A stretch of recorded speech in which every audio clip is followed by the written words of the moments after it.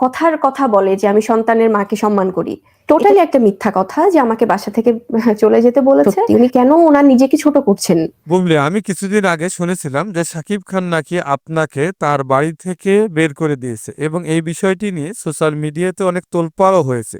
আপনি কি আজকে আপনার দর্শকদের উদ্দেশ্যে বলবেন যে শাকিব খান আসলে কি আপনাকে সেদিন বাড়ি থেকে বের করে দিয়েছিল তিনি কিনা? যে বলছিলেন আমাকে বাসা থেকেও নাকি উনি বের করে দিয়েছে। এগুলো খুব দুঃখজনক কথা আসলে। এগুলো কখনো না কখনো তো সে শুনবে।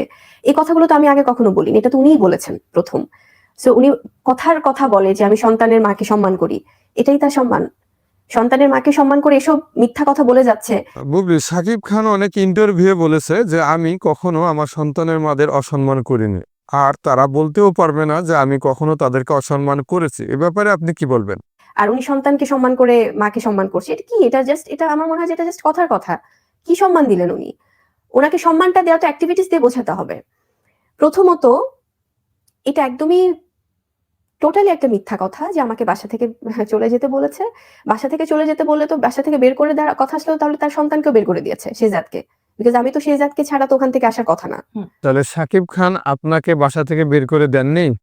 এবং এটা সম্পূর্ণ মিথ্যা কথা। এটা উনি কখনোই এরকম করেননি। আর ওনার জায়গা থেকে উনি ওনার বাসাতে গেলে উনি অনেক সম্মান দেন। এটা সত্যি। উনি কেন ওনার নিজেকে ছোট করছেন? উনি নিজে কেন নিজেকে ছোট করছেন আমি এটা জানি না।